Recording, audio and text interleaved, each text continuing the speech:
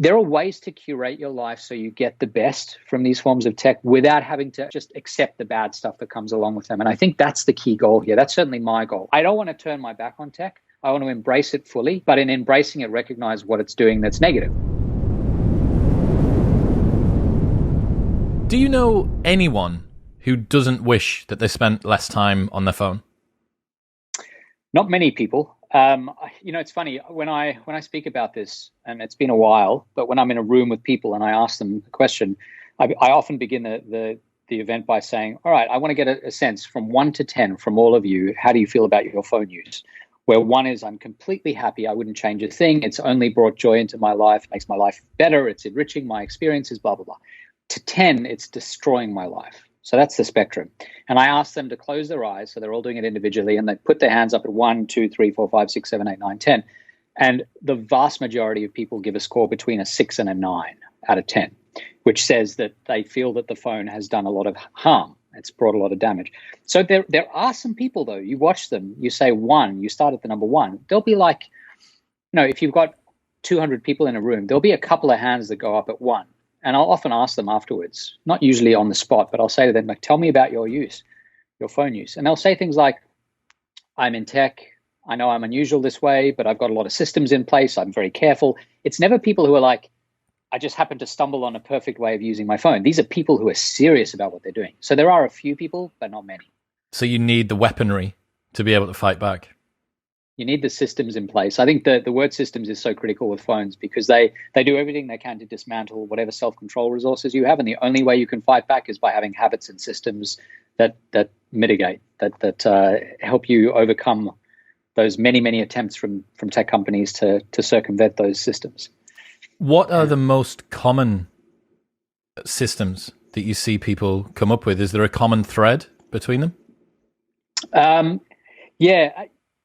People sometimes talk about having kind of wishy-washy rules, like I will try to do this or I'll try to do that. That never works. It's really hard to go by those rules. It's like dieting, that if you say I'm going to try to eat less chocolate, I'll only have 3 of these little kind of pieces of chocolate instead of 5 or 10. That's really difficult. But if you say I'm not going to have chocolate, that's often doable. So I find that people who do the best are they're pretty firm. Like they'll say things like dinner time is completely phone free for me. There's no way I'm going to change that rule. I'm never going to have any flexibility on that rule. I could be home alone. I could be out with friends. I could be, no matter what context, when I'm eating dinner, there is no phone involved. There is no TV involved.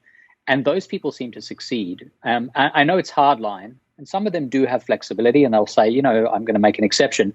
But generally speaking, I think having those really firm, hard and fast rules works well.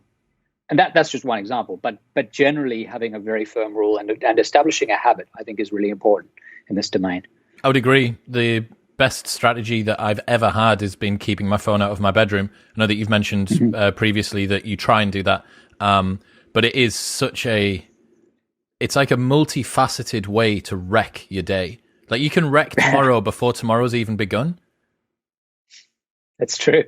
Yeah, it's true. And I do that frequently, unfortunately. I mean, I try very hard with my phone. I live in the US. My family's in Australia. So, it's 10,000 miles apart.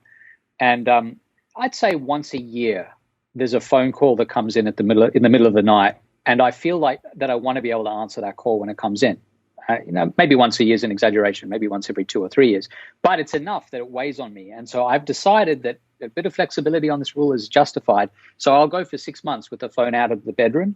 And then I'll get one of those calls in the night. And then for 3 months, I'll keep the phone in the room. And then I'll go back to being willing to, I think the thing that you realize when you study this stuff is, in theory, everything's really easy. You can deal with all these things with solid ideas. And you can say, I'm going to be hard and fast about this. And then in practice, it's often much more complicated. Like I want to know when my family's calling me from Australia, whether it's at 3 a.m. or 7 a.m. or 10 p.m. or whatever it is. And so that makes that rule more difficult to follow, but I try.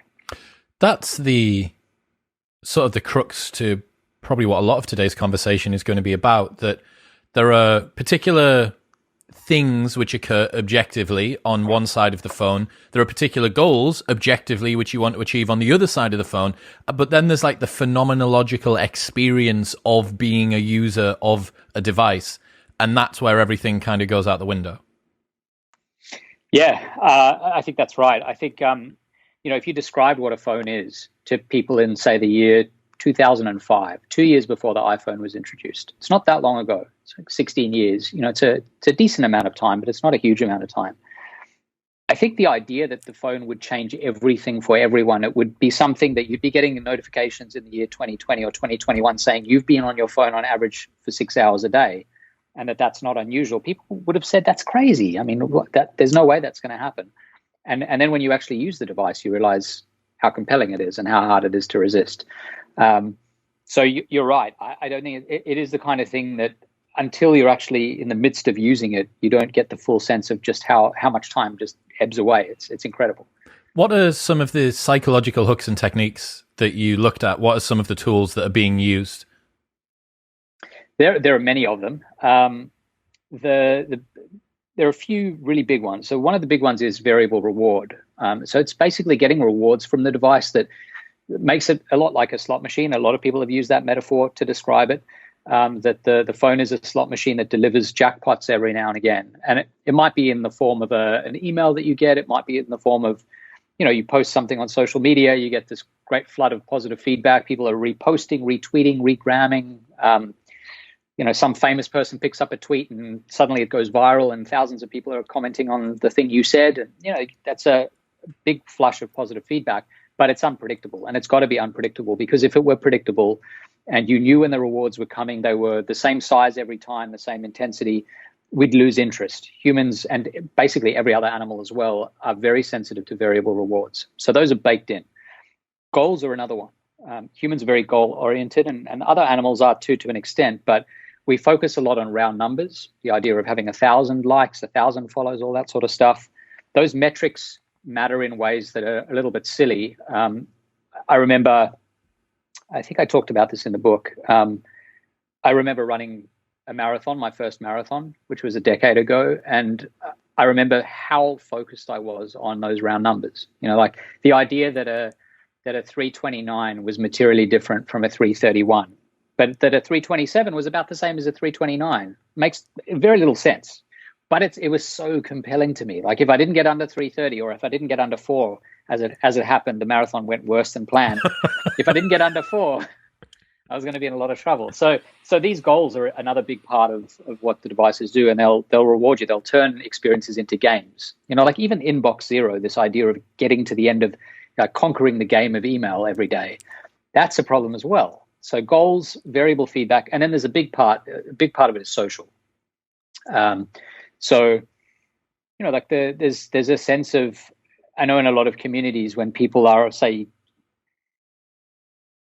in a community on Instagram, for example, and you all, whether it's a sporting community like an athletics community, or whether it's, you're all entrepreneurs or you're all academics or whatever it might be, there's a sense that you should support other people and they should support you. And once that becomes a part of the kind of norms, the etiquette of behaving that way online, you feel bad if you don't like people's posts. They feel bad if they don't like yours. And that really gets its hooks into you. The same way I think a lot of the big massive role-playing games like World of Warcraft, you play in guilds with other people. You're on teams. And so there's this huge social element. It's like going to war, virtual war. And if you suddenly decide one day you're not going to show up, that doesn't really fly. So I think that's a big part of it. The fourth one that I'll just mention briefly that I think is perhaps the most powerful is the eradication of stopping cues, which I've really researched pretty deeply. And it's this idea that, there are two things to getting people to use your product. One is getting them in the door, so interesting them, saying to them, hey, you should try this thing. But the second thing that I think we often overlook is once they're there, how do you keep them there? And one way you do that is if you prevent the mechanism that says to them, you should probably move on to something else from activating, you short circuit that, they'll just keep doing what they're doing. So the endless scroll of Facebook, Instagram, Twitter, emails just keep coming. There's this idea that they're like zombies. You kill them all at the end of the night and you wake up in the morning and they've all resurrected. You've got more of them in your inbox. The endlessness of all of these different platforms, I think, makes it very hard for us to resist them. And so once we're into them, there's no bottom to the news, to what people are sharing with you, to what you can learn online. And so I think that's a big part of it too. Wasn't there something, the guy who created Infinite Scroll, am I misquoting this? Did the guy that created Infinite Scroll say it was the biggest regret of his career? Yeah, yeah, I've heard that too. Yeah, I think it's as a business move, it's genius. It's one of the smartest, most powerful. That and the like button. Why the like button? Well, because you've turned something that's asymmetric, that's just a way of sharing things that I'm feeling, into something that becomes a bilateral conversation. So the like button, when Facebook introduced it, before the like button, you would go onto Facebook to learn about what your friends were up to. So if I've moved to a new town, or I have a new job, or I've got a new girlfriend or whatever, that's something I'm going to post online, and I'll tell you that. And then you on the other side of the screen say, that's interesting, and then you move on with your day. But I, as the person who posted that, don't get any feedback. Soon as you have the like button, everything's bilateral. It's a conversation. So I say, I have this new job, and then you say, congratulations on your new job. I like that. You give the thumbs up. And that engine for feedback, that's where the whole thing gets social. That's where the social requirements start to come in. That's where the variable feedback comes in. If you can get a like, why not get 10 likes or 100 likes or 1,000 likes? And then you've suddenly got a new form of currency. And there's, people talk a lot about these studies showing that when teens see likes accruing on their Instagram posts, their brains look a lot like the brains of drug users who are injecting drugs. And I think that's blown out of proportion, but I think what's true there is that it's a reward. It's a genuine reward. It may not be real currency like money, but the sense that other people appreciate what you're doing online it's powerful. It drives us on. A lot of us. What are some of the bases for why these are so effective on us? Like, what is it about variable schedule rewards that actually make them so compelling? Like, why is there a chink in our source code, our genetic source code, that allows that to be slotted in? I think you can tell a lot of stories about these kinds of mechanisms, like especially for variable rewards. If you imagine being a human, tens, hundreds of thousands of years ago in the evolutionary past, and you're going out and roaming the savannah, and let's be really cliche about it. You're roaming the savannah looking for whether it's food or whatever it is. If your ancestors were the ones who went out and said, every 100 days I'm going to catch a bison, and it's going to feed me for days and days, and it's going to feed my whole tribe. I'm going to be a hero. Everyone's going to applaud and whatever. If your ancestors were the ones who said, I'm going to do that, I know it's only going to happen infrequently, but when the jackpot comes, it's worthwhile and it's going to sustain me. You keep going despite not winning over time. You keep going out there, and you keep showing up. There's value to that. There's evolutionary value. If no one has these ancestors, because we're the products of the ones who kept going. But there were some who probably went out there and said, it's been 50 days. I'm just going to eat some berries. And it didn't work out for them so well over time. So I think over time, the traits that were embedded in those people, the way they responded to these kinds of cues, are now expressed in us because they survived, and we're the result of that. I think that's one story you could tell. But in general, just persevering. I think a lot of this is about persevering. That if the reward is totally predictable, you know what size it is. There's certainly some value if the reward is significant enough to coming back over time. But if it's a potentially huge reward, that's a long tail reward. It happens very infrequently, but when it does happen, it changes your life. You want to be around for that. And so that has a different kind of quality to it. It's like the jackpot quality in a casino. That's really what drives people on. They're all kind of imagining this barely attainable, but slightly possible, slimly possible, really big reward. I think that's what drives them on. Have we mapped what would have been our evolutionary status hierarchy of wanting to have reciprocal altruism, wanting to have this sort of sense of belonging and that we're moving up the ladder? Is that what's now being quantified in terms of the objective metrics that we see? Is that where the hack comes in from the social side? Yes, I think so. I think you can now say, I can tell you within one like how I feel about a post. I'm saying but in general, a person can. I don't use these platforms much. I don't use Instagram at all. But if you're someone who generally gets 10 likes and then you get 20 likes on a post, that has an effect. We know that has an effect. It does feel like a reward. It feels like you're slightly higher up the hierarchy. If you're someone who for a while is being followed by 100 people, you post something, it goes viral, and suddenly 1,000 new people follow you, that also feels like a jump up the hierarchy. Whether that's illusory or not doesn't actually matter. What it means is that it feels like a genuine currency. Your brain and your psychology responds as though it's real, and as a result, you keep coming back for more. That's what these platforms care about, what the creators of the platforms care about. And so it's not the same as actually being at a particular point in a hierarchy, in a tribe or in a group, but it feels like it is. And so we keep behaving as though it's real. Think about it now, though. Think about the way that people interpret social media clout and following. I always use this example. So imagine you're going out for dinner and you sit down at a table and it's you and the missus and there's a bunch of new couples there and you've never met them before. And you sit next to someone, you get talking to them, you're talking to the husband or the wife and you're just chatting away and they seem nice and they go to the bathroom and you think, oh, I'll just have a look on Instagram and see what they're up to, see what they're like. And you go on and that person's got 1 million followers. Immediately, your impression of them changes dramatically because that 1 million followers is a signal of a bunch of different things. You're going to go, they've got a fucking million. Like, what does she do? Like that immediately. And you think, okay, it's signaling is anything, any sort of output. We're constantly looking for different cues of what is this person? How can I find out more information? Information foragers, as Sam Harris's guest from the other week said, that is another cue, but we have socioculturally now created an entire ecosystem around that, right? We understand what it means to be a person who has 1 million followers. So you said before, whether it's real or not, whether it puts you up the hierarchy or not, but our interpretations of that and our own subjective rating and value of that has made it real. Whether it was or not, it now is. It's true. And there's a separate trend that I think explains that as well. It's the metricization of absolutely everything. So for a long time, you could measure people if you knew how much money they had. That was one objective thing you could use to rank them, in a sense, if that's the way you were oriented. And so, like discussions of net worth, that was one kind of discussion you could have. But socially, that's more difficult to do. Like, does this person have 27 real life friends or 30? We didn't ever measure people that way.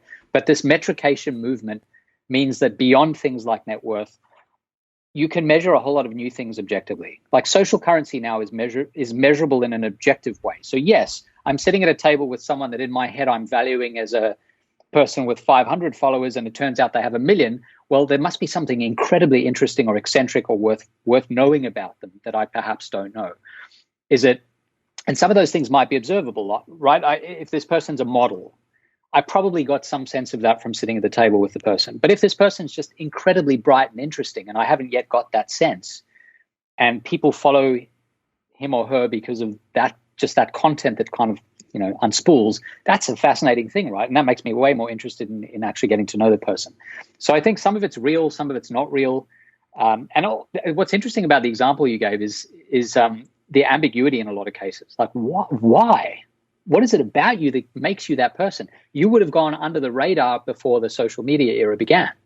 And we'd have met at a party and there would have been no way to quantify how interesting you are. But now I can know that you're worth 1 million followers, which tells me something. Why do you think we're on this move toward metricing, making objective all of these different sort of quantifiable values? Why do you think that is in the modern era? Well, I think it's driven by, we're always going to be curious about ourselves, and we're curious about ourselves relative to other people. And there's also a really strong drive towards self-improvement and betterment. And I think with access to huge amounts of data, with the hardware and the software that we need to be able to measure things that we couldn't before cheaply, I think we're doing that. So, the good example of this is measuring sleep or exercise patterns. The idea that when I'm asleep, I can see whether I'm in deep sleep, whether I'm in REM sleep, whether I'm in shallow sleep, how much deep, good sleep I'm getting each night. You could do that fairly cheaply now. You couldn't do that cheaply except if you were in a sleep lab for decades. And so I think that's a really big part of this, right? That we are now able to measure more things that I think we've always been curious about, but it was beyond us to measure them. That's part of it. I also think a lot of this is comparative. Like, you have social networks like Strava will measure your running, and you can then see how much do I run relative to all the other people I follow on Strava. You can, if you're curious about it, you can find out where you lie on pretty much any spectrum. You can work out your percentile ranking for whatever you're interested in, and you can metricate it. And so I think it's just this drive to understand ourselves better, which is eternal, but we're able to do that in a now sharper, hard-edged way that we weren't able to do before. Isn't it interesting that we've found this metricization of everything movement just after we've kind of moved into a very secular society? A lot of the old traditions have been lost. The sort of more esoteric side of religion has also gone. The scientific revolutions occurred where utilitarian, rational beings were sort of praying at the altar of science. And it feels to me like this is just another step along the way, that people's meaning perhaps might have previously been due to their faith or due to their community. And now that that's been pulled apart a little bit, like I don't know the name of the people that live next door to me. Right. That wouldn't have been the case not very many years ago. So I think that perhaps in that people are trying to fill that hole. I also have this theory around personal development that the removal of God and faith from people's lives means that they've got broader death anxiety, and that self-development and personal growth, and especially the longevity movement and biohacking, are all scientifically compatible ways of denying death. Well, yeah, but I'm going to get more life in before it happens, or I'm going to delay the time that it does happen, or I'm going to stop it from happening at all, or I'm going to upload myself into the mainframe. Yeah, it all seems to kind of be a perfect storm coalescing. Yeah, I agree with that. I think that's probably true. And you do get pushback, right? That because we've become all about objective measurement and about scientism, I think you do see a lot of people who are pushing in the opposite direction. Whenever the pendulum swings a long way in one direction, it's going to swing back. And so there's a movement known as retromania, and it's this kind of love for things that are inferior from the past, but that we crave because they are part of a past that we idealize. And there's some really interesting examples of this. In Germany, there's a small movement. It's called Ostalgia, like nostalgia without the N. Ost being East. It's this nostalgia for aspects of East German life that were inferior, like the toothpaste didn't taste as good or the products weren't as good. But there are people who used to live under that regime, and they've become kind of nostalgic for the way things used to be. And there are small pockets of this all around the world, this kind of weird, backward-focused, not weird, but this backward-focused view that idealizes a past that was often inferior in many respects. And I think it's partly because of what you're suggesting. We've leached a lot of the meaning out of life, whether it's about secularization or I think the arts and music and the woolly stuff, the subjective stuff that I think was historically a bigger part of the human experience. For a lot of people, plays almost no role in their lives, and I think they miss something really critical. And I totally agree with you. I do think whether it's religion or other systems of meaning, if you don't have that, we know there's death anxiety. There's terror management theory, is this idea that you reach out for a god or for some sort of system of meaning to explain your life, especially as death becomes more prominent. We've been living through a pandemic. It's been a big part of our experience for a year. So I totally agree. I think it's a really interesting trend.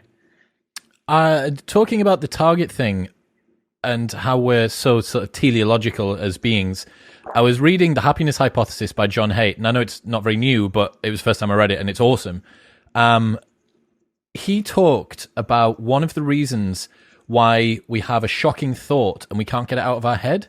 So, you see the old lady by the side of the road, and you just think, like, I wonder what it would be like if I pushed her in. Obviously, you never do, but you have this thought, and then you think, like, oh my God, that's just, like, how dare you think like that? This must be something wrong with me. And then you can't stop thinking about it.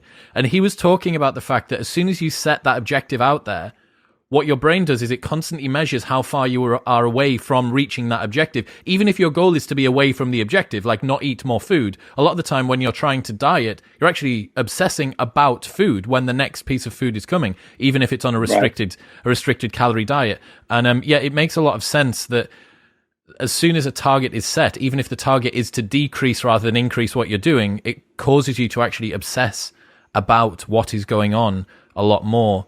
And with this channel, I made a big deal about hitting 100,000 subs on YouTube. Like, there is, as you said, objectively no different, apart from the silver play button that YouTube sends you. That's pretty cool. But there is objectively no difference. But like, I built it up, and then sure enough, the morning that I woke up, between 99 and 101 or whatever it was, like life was still the same, still put the same socks on, still had to brush my teeth. You know what I mean? Yeah, absolutely. Yeah, this idea, it's a pretty old idea, but it's a really interesting one in psychology. The ironic monitoring model is what it's broadly known as. And it's this idea that it's especially for things like dieting, cases or taboos where there's something that you're supposed to not do. You're not meant to push the lady in the road. You're not meant to eat chocolate cake if you're dieting, all of that sort of stuff.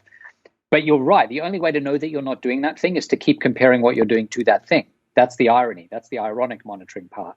So, if I say to you now, for the rest of our discussion, don't think about a white polar bear wearing a Liverpool jersey or something like that. It's a pretty random thought. You weren't going to think about it before, but now that I've put it there as a kind of thing against which you're supposed to distance yourself, you'll think about it certainly more than you would have otherwise, because you'll be saying to yourself, am I thinking about this? So there's quite a lot of work about intrusive thoughts, and I think John's theory, John Haidt's actually at NYU, which is where I am as well, so we know each other pretty well. It's very interesting, and I think that's right. I think it's largely about just making sure that you're not doing the wrong thing. What was some of the most addictive apps or experiences that you found? I think a lot of them are games. You've got to think about which experiences have the most hooks embedded in them. And so social media and games are the two that stand out for almost everyone. Games by design, humans have loved games forever. We found games really interesting. Games and stories are things that kind of drive humans on. Once you start hearing a story that's compelling, you want to know what the outcome is. Once you start playing a game, you want to complete the game.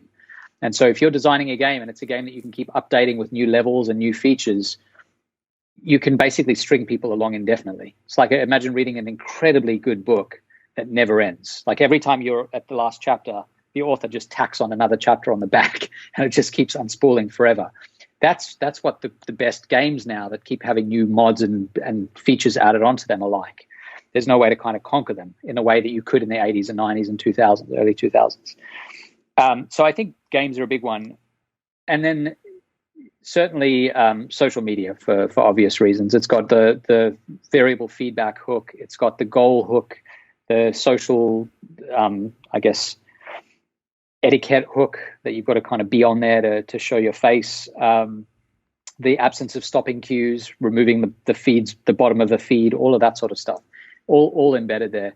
I know that World of Warcraft is often described as the single most addictive experience, non-ingestion based. You're not ingesting a substance, it's not a drug, but it's an experience. And as an experience, it's been described as the most addictive experience, the hardest for people to resist. There have been something like 100 million players across time.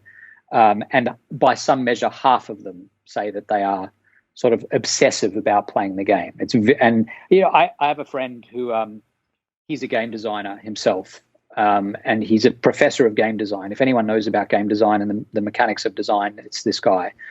And I asked him about World of Warcraft. When I was researching for the book, I said, how do you feel about it? When you play it, how does it, do you find it works on you? And he said to me, look, I'm supposed to know about everything that's out there. I teach this stuff. I have not for a minute of my life played that game because I know it's binary. Either I'm not a World of Warcraft player or I've lost everything. and I will be playing for years because I know all of the kind of tricks that are embedded in it. So he's been very careful about it. And so I think that's probably one of the most difficult to resist. Look at what you said at the very beginning. The people in the tech world are the ones that have the bright lines, and they're the ones who are able to control their cold turkey, it would appear, is the only way to avoid World of Warcraft. Are there any psychological tricks that you think technology hasn't been able to utilize yet? Is there something that's next on the laundry list for a new piece of technology to tap into? I think we think of our phones in particular as kind of a destination point. Like tech has been moving in this direction for many hundreds of years, and now the outcome of that move is that we now have phones that are incredible. Look what we can do in the palm of our hands. We have access to all the information in the world, etc., all the people in the world. I think really we're at the very beginning of this movement that maybe began 20 or so years ago. With the rise of social media, with the rise of smartphones, the rise of then tablets. And I think where we go from here is that VR and AR, virtual and augmented reality tech, it's not that mainstream. There are some people who have Oculus glasses, but it still hasn't become mainstream in the way that phones are. There aren't billions of these devices floating around. I think part of that is the things you can do with that hardware are still quite limited. But if you speak to people in these industries, they'll tell you, give it some time. Some of them say 2 years, some of them say 10 years, and they say the industry is going to grow dramatically. And then it won't just be, you and I having a conversation, my phone's here and it comes between us, not in a physical sense, but it comes between us because I'm distracted by it. But you're actually going to be sitting here. You and I could sit with goggles, physical goggles between us, where we're completely immersed in a full world. We could wear haptic suits. So if we're in fights, we actually feel like we're being hit. If we're running, or, you could even have devices that pipe smells in eventually, if this gets sophisticated enough. All 5 senses. Maybe even tastes. I don't know how it's going to be. But once the experience becomes that immersive, all 5 senses are activated. We have primitive versions of it now, but imagine if at any moment in time you could be exactly where you want to be, doing exactly what you want to be doing. It's snowy here in Connecticut. I want to be on a beach in Greece right now. I can have the very next best thing to actually being there. Why would I sit here and do my work when I could do that? Why would I sit here having conversations with, say, a group of people if I'm not that interested in that conversation? And instead I could talk to AI versions of, the 5 most interesting people in history. Using that, what is it? It's LPT3 or whatever it's called. Right, exactly. So that's where I think we're going. That's a difference of extent rather than a qualitative difference. I don't think that's something completely different from what we have now. It's just a much more effective way of again, siloing us, making us, unique individuals. It's a little bit like the book and the film Ready Player One and now Ready Player Two by Ernest Cline. It's just taking that and making parts of it real.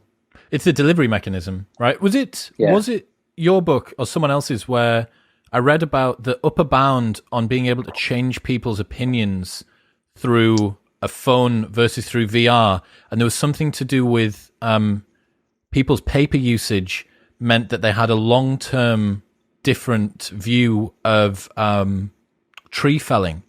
Did you see this? Have you seen this? No, it wasn't. It definitely wasn't my book. Cool, yeah. So basically, it was just, as you said there, as you make the experience more immersive, the degree to which you can influence behavior, both in the experience and then after the experience. Like, think about the levels of extremism and partisanship that we're seeing from a 7-inch by 2-inch black square that basically can only do sound and light that's in our hand.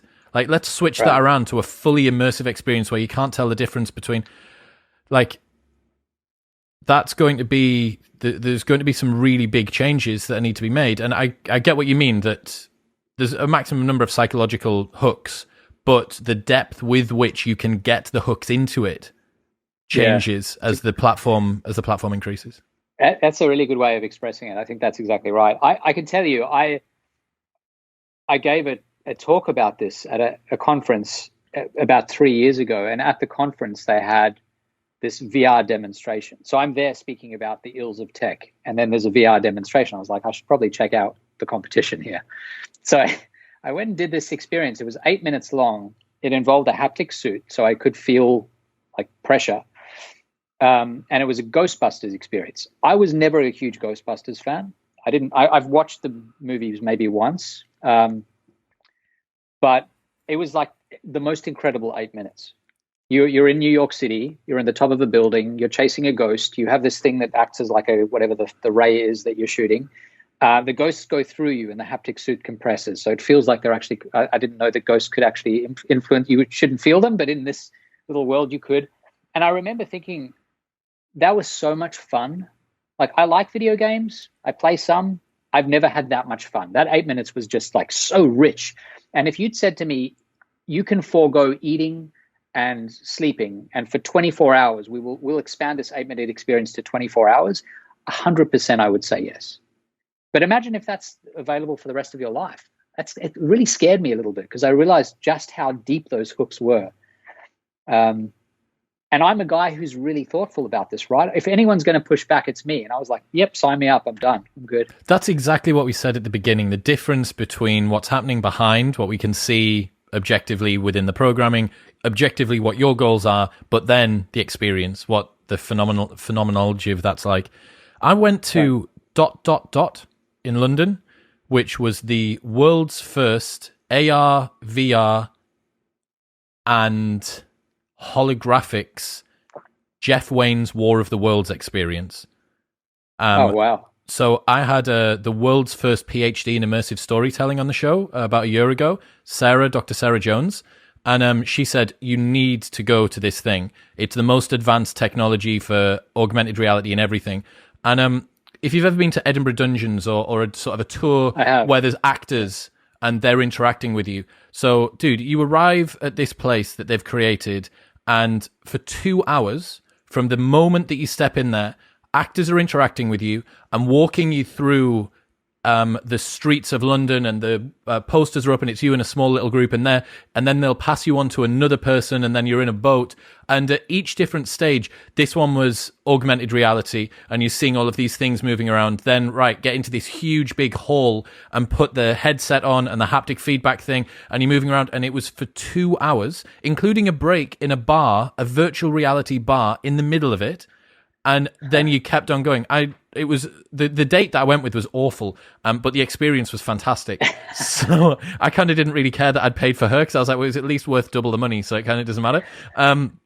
But dude, it was outrageous. Oh man, you would. Yeah. It's such a shame because they'd extended it. I would have gone again, but they extended it, and then COVID happened, so I haven't had the chance. Right. But yeah, it was. And that like. The sad part about it is, and I wish that this wasn't the case, I often get criticized for kind of being, from some of my friends that are big into tech and crypto and stuff like that, for kind of being a bit of a doomsayer around this. I've been a massive fan of your work. I've been a massive fan of Tristan Harris and the Center for Humane Technology and stuff like that. Tristan was on Sam's show like 4 years ago or something, and I went fully down the rabbit hole as soon as that happened. I get criticized for being this doomsayer about it. And I wish that I could have this untarnished hope for the future, because this stuff's like sick. Like it was so much fun. And imagine, here's my thing that I really want to have happen. So Clubhouse is big at the moment. Imagine VR Clubhouse, where all of the audience can sit in a room and they can be front and center watching Naval Ravikant talk to Elon Musk and Joe Rogan and Brett Weinstein or something like that. And you can sit there and you can have a beer, or you can have some popcorn in the comfort of your own house, watching them go. Like that's just front row seat to the best stuff on the internet. But I can't, because of my fears around it and because of the challenges that I've come up against with regards to my tech use, I can't have this like unburnished hope for it. I have fear. Yeah, I wrestle with that all the time. What you're saying makes a lot of sense and resonates with my sense too. I think people often assume that I'm going to be a complete doomsayer, that I'm going to come on and say, you've got to go hardline, kids shouldn't be around screens, or, we should go back to the 1950s. And I'm not like that. I think I'm a little bit more pragmatic than that, because I think the reason we're even having these conversations is because there is so much that is great about screens and tech. If there weren't, we would have just said, hey, this is crap, let's just toss it out before it becomes anything. But it's become successful and it's changed our lives because there is so much, it has so much to offer. I think the path we've taken is broken. The ad-based model where you say you'll make more money as a business, and you'll not just make more money, you'll be one of the biggest businesses that's ever been, that we've ever known, by selling more ads. Obviously, the only way you sell ads is by having people to view those ads and buy stuff. So that model is broken.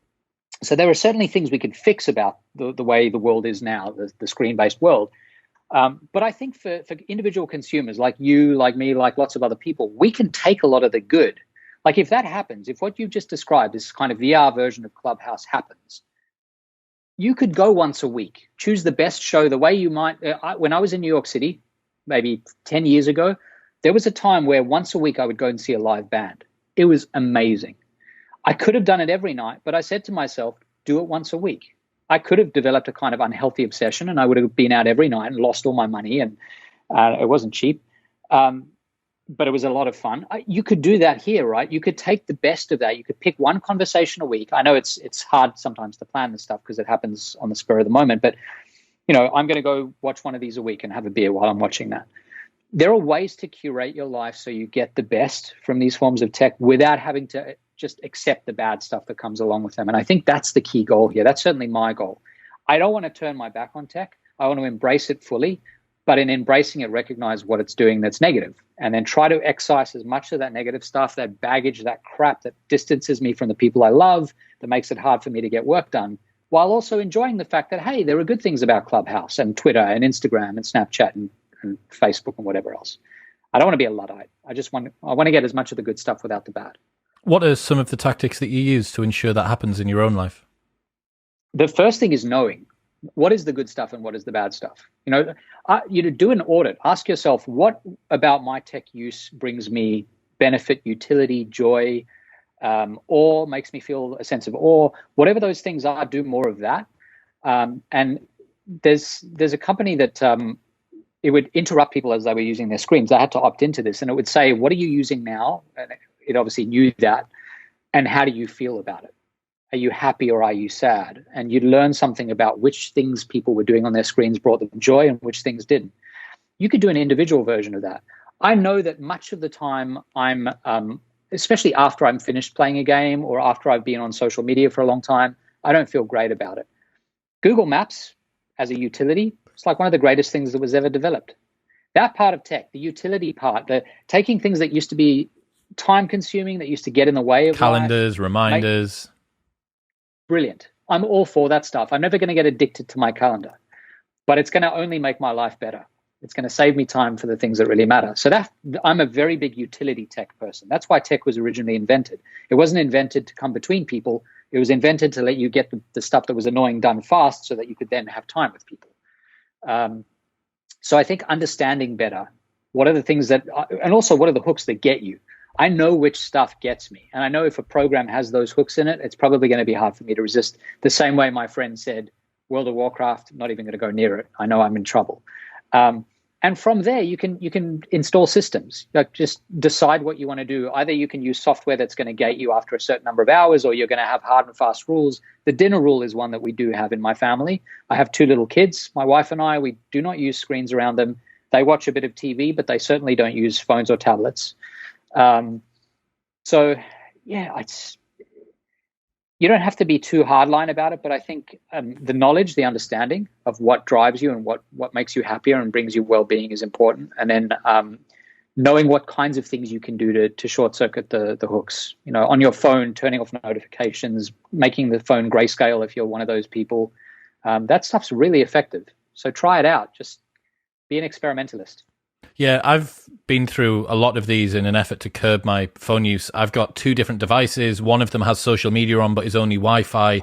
The other one has my messaging on, but is GPRS. So it means I can actually use that out and about. But my Twitter and Instagram and all that sort of stuff stays on that phone. Similarly, it's portioned off so that the phone I need to do my morning routine, meditation and such like is like that. No phone in the bedroom, no phones after 8 o'clock at night or before midday. So I'm intermittent fasting with my device and creating this bizarre system of rules and structures. It makes me feel oddly quite comforted for you to say that the people who have the best tech use have this ridiculous sort of Tom and Jerry style mousetrap construction of their lives to be able to put it together, because it makes me feel less sad, because that's like me with the pulley and like the chair leg turned upside down and a fork and a toaster on top of it. Like, that's me. That's the way that I've had to go. And yeah, for anyone that's listening that wants to try some strategies, put the charger for your phone now outside of your bedroom. Just put it in the kitchen or the living room or even the hallway outside of your room if you need to be able to hear it. It means that you're not tempted to roll over and use it on a nighttime. It means that you don't use it first thing when you wake up. Buy a sunrise alarm clock or a radio alarm clock or anything else. They've been around for like forever. Just buy one of those, replace it. It means that you've got even just that change. Always put your phone in the boot of your car. Always make sure, because it stops you from the temptation of using it while you're driving, and give yourself some start times and end times and intermittent fast with your phone. That does, in my opinion, and notifications off. Group chats, man. Yeah. Someone that isn't you said something not about you to someone else that isn't you, and you were told about it. Come on. There was a cat that went missing on my street. We have a street. We have like a holiday party on my street. So, once a year, this is what this list is supposed to be. Once a year, telling everyone whose house we're going to and who's bringing the beer and all of that stuff. I got 78 emails about a missing cat. That was found by the third email. And the other 75 emails were texts were a celebration of the fact that the cat had been found. I'm glad the cat's been found, but we don't all need to celebrate collectively. I'm all with you on taking those notifications off. We're birds of a feather there. What about cliffhangers? Why are cliffhangers so effective? Because as a species, we're completionists. The same reason that we keep approaching a goal until we reach the goal. We want to know the end of a story. We don't like things half completed. It's just kind of embedded in us. We don't like to leave things half done. It feels unfulfilled. It feels like we've wasted time. There's a sunk cost part of it as well, that we feel like we've invested some time and energy into this thing. We want to know how, we want to see it through. So people will read a bad book. They'll get halfway through and say, I'm hating this, but I should finish. Because otherwise, what was that first half for? I wasted all that time, which makes no sense. You should just stop the minute you hate the book. And that's how cliffhangers work as well. They not only do you want to finish the thing, but if it's well done, it's something you actually want to find out. So like a well-written TV show, you get to the 5 minutes before the end, then appears the cliffhanger, so you'll watch the next episode of that follows it. It's incredibly effective. That's why cliffhangers are so effective, because we don't like leaving goals uncompleted or really anything uncompleted. The Zeigarnik effect is a hell of a drug. It is, exactly. The book's been out for a while. Like, has there been anything new that you've come across? Like, if you were to tack a chapter that synthesizes some of the most interesting stuff since it's been out, are there any things that you would put in there? Yeah, there's a huge amount. The book would be very different if I wrote it today. I started writing it in 2014, which is a very long time ago. In fact, when I tried to sell the rights to the book, I had a bit of trouble because there was a bit of pushback from people saying this is a storm in a teacup. No one cares about this. Like, no one's worried about screen use. Look at you with your Cassandra complex, Adam. Right, exactly. Like, what's wrong with you? Let's write another book about how great tech is. We don't need one that says it's bad. And they were wrong, because as I was writing the book, things started to shift. And by the time the book came out in 2017, things had well and truly shifted. I would spend more time writing about, so the subtitle of the book is The Rise of Addictive Technology and the Business of Keeping Us Hooked. The business of keeping us hooked, I struggled to get behind the curtain because not many people inside these big companies were talking about what was going on. Now, since the book came out, beginning about 6 months after the book came out, there were a whole lot of expose tell-alls. And I wish I could have included some of that. But I even arranged an interview to speak to someone from one of these large companies in LA, flew across the country, landed in LA, and he ghosted me. So that's how hard it was to get behind the curtain in 2015. So things have changed. So I would tack on some of that. I would, what else would I do? I'd probably want to talk more about VR and AR than I did, because they've come a long way. I'd talk about it briefly for like a couple of pages, but I didn't have much more to say about it at that point. So there are a few things. Early on, I had a lot of pushback from people who said, how do you know these aren't just great products? Like, the definition of a great product is one that people can't stop using because they like it. They get great benefit from it. And maybe it's just that these companies are the greatest product developers of all time. They just know more about humans than any other company. And then at the end of 2017, Sean Parker, one of the early investors in Facebook, came out and said, we've known that this is terrible for a long time, basically. We don't care, or we didn't care. I feel bad about it now. We knew we were robbing you of your time, your attention. One of his friends said to him, I'm not going to use this. And he said, you will, and we're going to get you.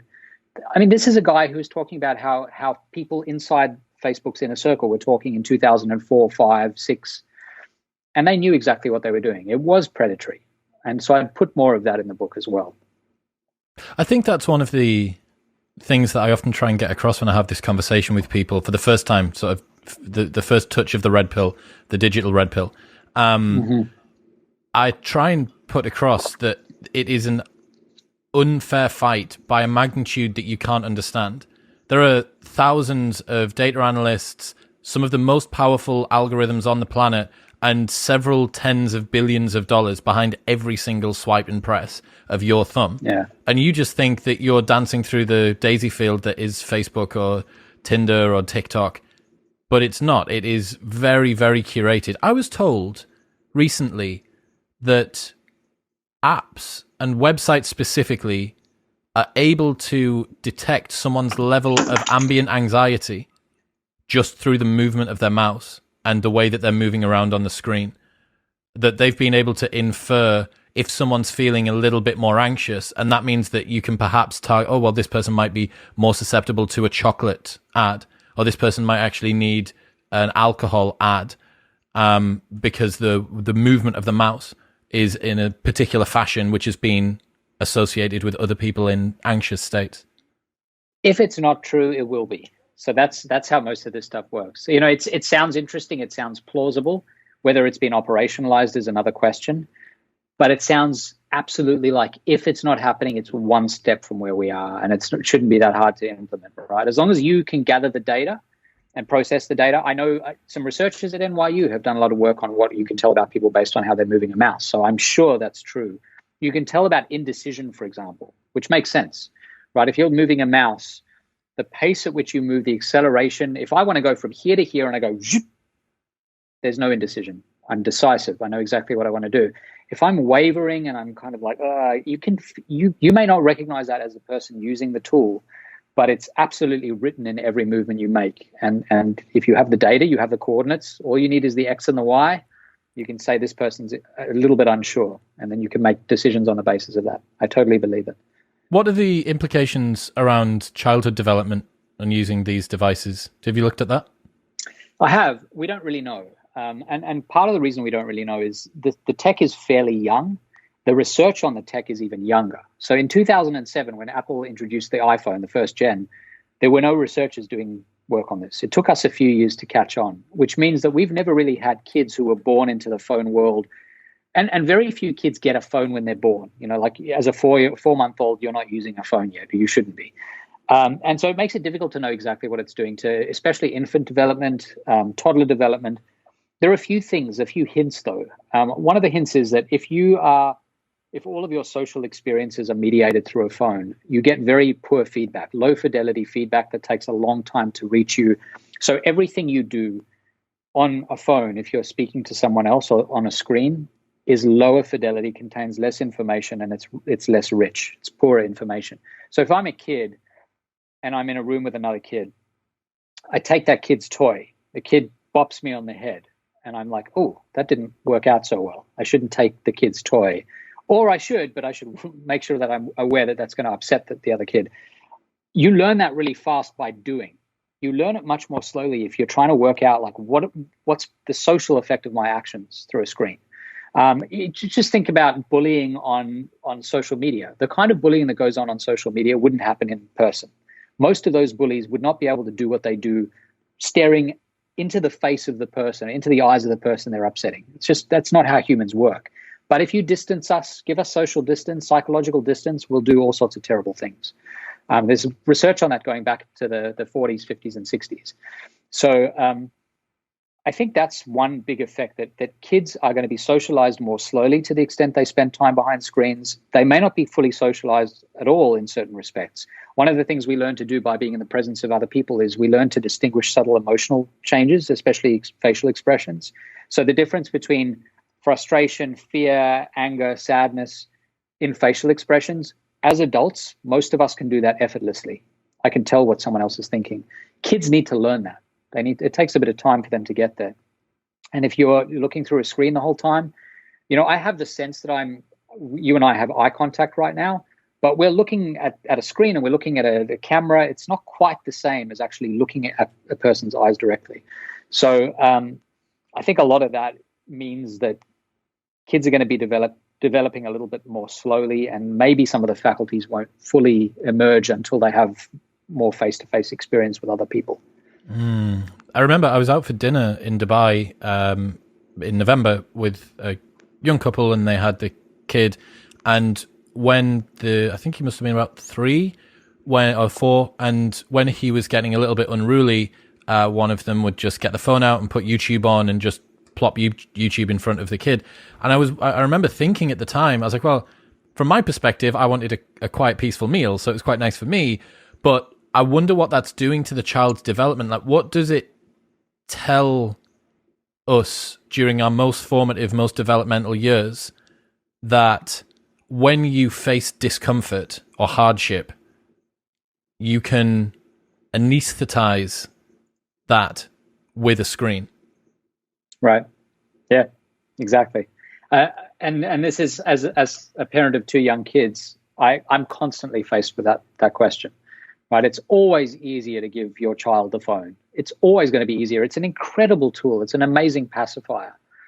But that's the question. In the long run, if we're constantly using this pacifier, you teach your kid that there's no such thing as boredom. Boredom should not be tolerated for even a minute. Your own thoughts are something to be afraid of. You know, the moment when you are sitting there just inhabiting your own headspace, that's a problem, and that the only way to deal with it is to medicate it with a screen. That's problematic. The idea that sitting at a table is such a hardship that there needs to be a way to deal with it that's way more entertaining, like visiting entertainment upon a young brain, because the act of sitting at a table is just too unpleasant. That's problematic too. So, I became much more I became much less hardline when I became a parent, because I know how hard it is, especially with kids, to manage a lot of this stuff. But also, obviously, I'm very mindful about it. I don't want to do something that will affect my kids in a way that makes them less happy and healthy. But these are all the things that I think about as well. I think it's a big part of it. Whose job is it to fix this problem? Like, is it educational? Is it policy-wise? Does it need to come top down? Is it cultural? Do we need new language around this? Is it bottom up? Both. I think it's both. I think we all, as individuals, have some responsibility. That's the bottom up part. And the good news is, in the last, as I've seen, I've tracked it from 2014. It's 7 years now. There is much more bottom up pressure on tech companies, whether it was because of Cambridge Analytica privacy concerns, whether it's about now the rise of awareness about how tech companies are behaving, and the hooks they're embedding in these programs. We're certainly much smarter and savvier about all this stuff. And so that's I think, a good thing. So there is bottom-up pressure. But I think some of it has to come also from governments, from legislation, from policy making. A lot of people bristle at that. They don't like the idea of the government intervening.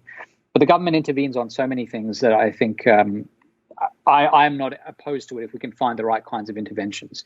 And certainly there are testing grounds around the world. In East Asia, there's a lot of this. In parts of Western Europe and Northern Europe, this is starting to happen as well, where they're starting to introduce small bits of legislation. It's very piecemeal, but the legislation is designed to improve the experience of the end user. Like in France, for example, if you have a company that's got more than 50 employees, the company needs to have a written charter that explains how those employees will be protected from email after hours.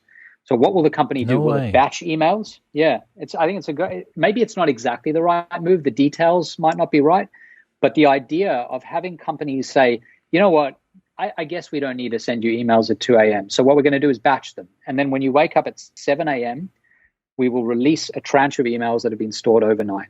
That kind of thing. Or vacation policies, like, when you go on vacation, instead of just sending the email to you anyway, we're going to batch them. We're going to hold them. Or even better, there are some companies in Germany now that are just deleting those emails. So if I'm on vacation, you email me, you'll get a response that says, Adam's on vacation. You can email that same email again when he gets back after this date. Or we can just, if you send a reply that says forward, we'll send it to someone else who can help in his absence. So I, on vacation, don't even know that you've emailed me, because if I know that destroys my vacation to have to keep checking those emails. So whatever my inbox looked like when I left for that vacation, it looks like when I get back. So there are these kinds of small changes that I think have a pretty big effect on well-being, some of them driven by legislation. I wonder whether all of this is worth... I wonder whether there'll be a tool... I'm going to guess there probably will be. Someone will tell us in the comments. Kind of like schedule send, but schedule receive. So not just an out of office, but actually a dam that you can place on the other side of you, between you and your inbox, and it can just allow everything to build up, and it means that you don't need to concern yourself and there's no notifications, and then it can release it. I wonder as well, I mean, we've got laws around the minimum age that children can drink at. and that children can have sex at. And that's because they're not given the right amount of agency to be able to make decisions on their own. Now, you could argue that the effect of a couple of years of phone use could be as detrimental or perhaps more detrimental in different ways to alcohol and substance abuse. I don't know whether that's quite true, but it's definitely in the same sort of paradigm. So yeah, it makes complete sense. I think you're right. Legislation, we're definitely seeing more sort of cultural talk around it. And as that begins to get more and more nuanced, the problem obviously is that the Leviathan, the Goliath, slow-moving, slumping monster that is government and policy is always going to be playing so much catch-up. Here's another thing, actually, as well. So I have a theory around COVID and the fact that we were delivered such a piss-weak pathogen as our first modern-era virus that it's almost inoculated us in a systemic way. Culturally, we understand in the modern era what it means to have a virus. We understand what it means to have global travel, but also need to shut it down. We know what PPE is. We know what social distancing is, all of that sort of stuff. And I wonder if it's actually going to be a benefit for us as a civilization, because if the next one happens in 100 years' time and the mortality of that is 5x what COVID was, we will be ready for it. I wonder if the introduction by tech companies of these platforms at this stage, with the glass ceiling that we have on the level of interaction, actually means that we're going to have the policies, the culture, maybe even sort of the education to be able to deal with when AR and VR arrive, because some of the psychological hooks will maybe be inoculated against them. What are your thoughts on that? Yeah, it's possible. That's why I was speaking about AR and VR, which I think is the next level. If we can manage to cope with these devices, then I think we're in a much better place to cope with headsets and things like that. So I think that's right. It's interesting you say in 100 years. There was a pandemic 100 years ago, and it was very damaging, and yet we didn't learn a damn thing from it. So I think the half-life is small. Is short, it's brief. If for another pandemic to, I hope this doesn't happen, but if there were another pandemic and it were shortly after this one, then sure, we've learned a lot about PPE and vaccinations and social distancing and all that sort of stuff, and masks, whatever. But humans have a short memory. We're not going to remember this for that long. And a lot of the podcasts I've done recently have been about this new normal idea, like what's changed forever and what hasn't. Are we still going to be working from home in 2 years, 5 years, 10 years, 15 years? I think a lot of things are going to go back to the way they were. That's happened after almost every crisis that humans have ever faced. Most things, the vast majority of things, go back largely to the way they were. And I think that's going to happen here as well. I know that's not about screens and tech, but it was an interesting question you asked, or interesting idea you posed. You mentioned over email that you're working on something new. How much of what your current time is taken up doing can you tell us? You mean you want me to tell you what I'm working on? Yeah. Yeah. So I just didn't know if it was super duper secret. It's not super duper secret. I'm working on a new project. It's a third book, and it's about getting unstuck. So we think of being stuck as, and it's a kind of natural extension of some of the other work I've done, but we think of being stuck as a kind of glitch. And it feels very personal when you're stuck. Like, I don't know, like, why is this happening to me? I don't know what to do about it. It could be stuck in relationships, in work, in any kind of change you want to make in your life. But it's a feature. So if you look at success and you look at how people succeed, there are almost no stories where there wasn't just a string of sticking points. And so some people overcome them, some don't. Some businesses overcome them, some don't. Some governments overcome them, some don't. Some species overcome them, some don't.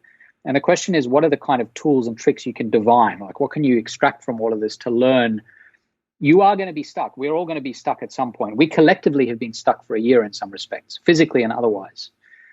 So what can we do to become more resilient to these sticking points? And when they arrive, how do we overcome them more quickly and more effectively so that they become a feature of our lives rather than this like calamitous quake? There's this term this guy, Bruce Feiler, uses, which I love. He says, on average, we will experience, I think it's something like between 5 and 10 life quakes through the lifespan.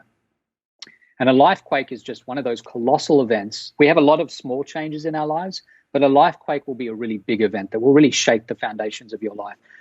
we always experience those as just this calamity. Like, I don't even know what I'm going to do now. And they'll be there. Every one of us will face them. So the question is, how can we be more resilient? How can we prepare for them a little bit more effectively? So that's what I'm working on. How long is it going to be, do you think, before it's out? I'm writing it now. I would guess 2023, to be conservative about it. It's the final manuscript is due in 2022, but there's a production lag and all of that. I'd say 2023, but I'm not sure. We'll see. Exciting, man. I'm really, really excited. I will be 100%, now that I've got your email, I'll be 100% reaching out to get you back on for that. Adam, man, Thank you. It's been a long time coming. We've been talking about doing this for a long time. I'm very, very glad that we've got on to talk about this today. I think it really is one of the most important conversations that everybody needs to understand. And I appreciate the work that you did and the Cassandra complex that you must have felt after writing it in starting in 2014 and then coming back as the Prophesy has returned. If people want to sort of keep updated with what you're doing and maybe know when the new book's out, where's best for them to go? Just search for my name on Google. You'll find me. I've got my academic website at NYU, and then I've got my personal website, which has all the updates on books and things like that. Amazing. Thank you very much, man. Thanks for having me on.